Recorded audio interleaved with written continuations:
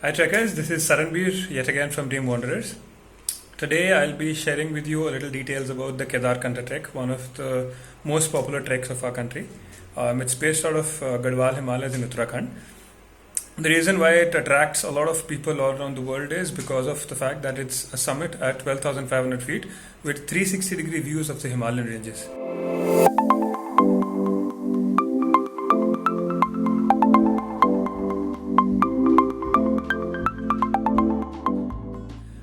It's a total trek that is graded as an easy trek, which is approximately 20-21 kilometers in total distance, not more than that.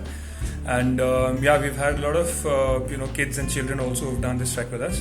The youngest that we've trekked with is 6 to 7 years old as well.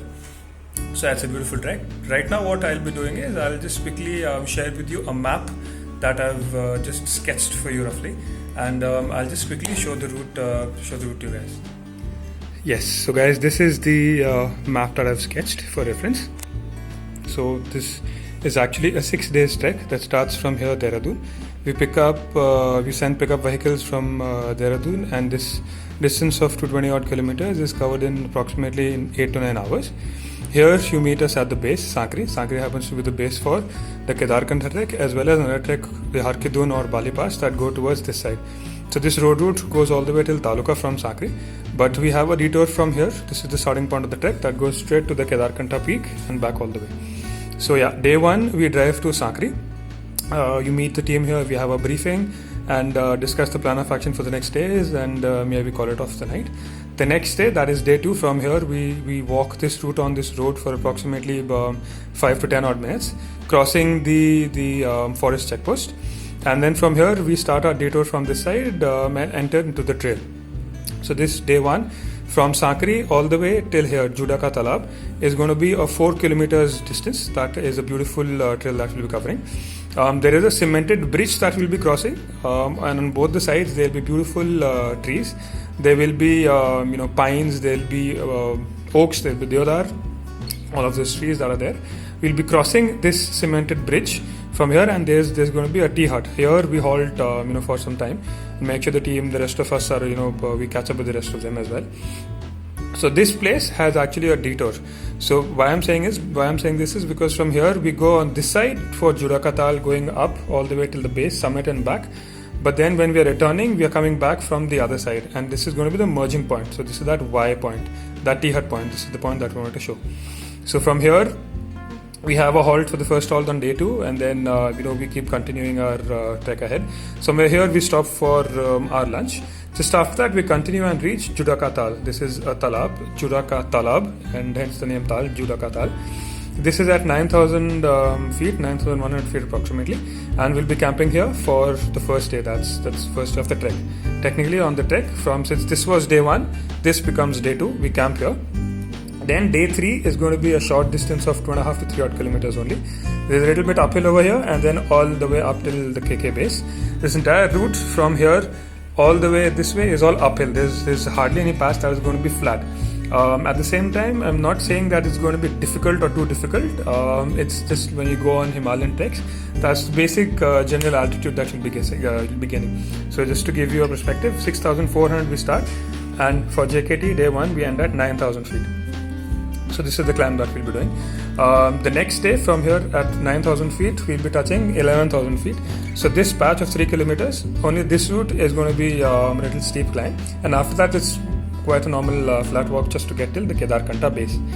From here, the Kedarkantha base, the next morning, early morning, we start our trek of 2.5 odd kilometers to get to the summit of Kedarkantha. This should not take us more than 3 to 4 hours, but again, depending on the average trekker's pace, it generally takes us approximately 3.5 hours to get there. We spend some time there. There is a temple. We can enjoy the best of views around that are there. Like I mentioned earlier as well, 360-degree views of the Himalayan ranges, right? So we enjoy those. We click some selfies, click some pictures, have a good time over there, and return from the other side. The other side has a temple as well, and the local team, our local support team, the guides will definitely be there. They will be offering their prayers over here, and then from this side we descend all the way back to the Kedarkantha base. So on this day, that is technically the day 3 of the trek, we'll be trekking from here all the way up and then back down here, and then from here we get back towards Hargaon. Yeah, so this day is going to be the longest day of your trek. The day that you'll be doing the summit is going to be the longest day, and the best part is you actually break it. It's not just one time go and come back. I'll explain. This is actually the Kedarkantha base that you start. Go up, spend some time, click pictures, come back down here, halt for lunch, then wrap up, pack up your stuff, and then descend all the way back down towards Hargaon. So this distance is 4 kilometers and should not take more than 2.5 odd hours to do. So the jungle, the tree line are basically till these points. Kedarkantha base, they both have trees on the left and right, but compared to the other parts, they are less over there. But these Hargaon and Judakatal sides and the lower patches, the trees, the number of trees there are a little more higher.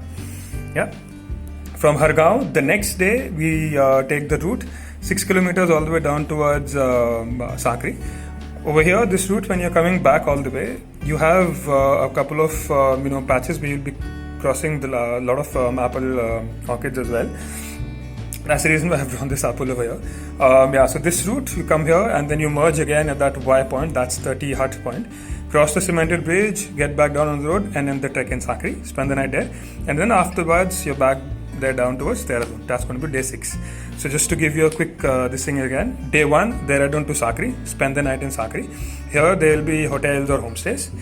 Day 2, from here we trek all the way, camp here in Judakatal. Day 3, Judakatal to Kedarkantha base. Day 4, summit back towards the Kedarkantha base and towards Hargaon. Day 5, Hargaon all the way down straight towards Sakri.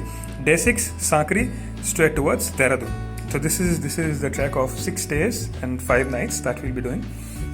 So Judakatal, Kedarkantha base and Hargaon. These 3 places, all these 3 places we'll be doing camping. Yeah, twin sharing bases, tents and sleeping bags.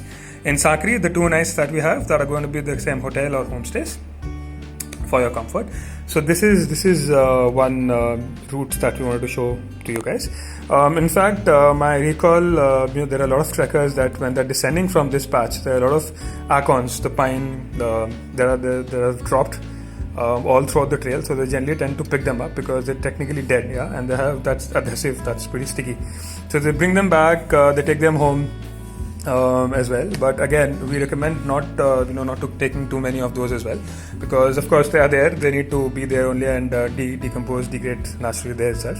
But yeah, so this is that patch that people generally enjoy when they're coming back towards down. And this trek, when you come back towards here, the road route, take it back and come towards Sakri.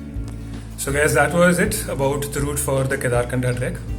Apart from that, guys, we'll be sharing with you the list of things to carry, along with the fact of what are the best time, the best months that are there for this the Kedarkantha trek.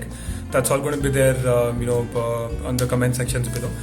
Please share with us your valuable feedback, what you thought about this video as well. That definitely motivates us to bring out more information that's helpful for you guys when you go on treks.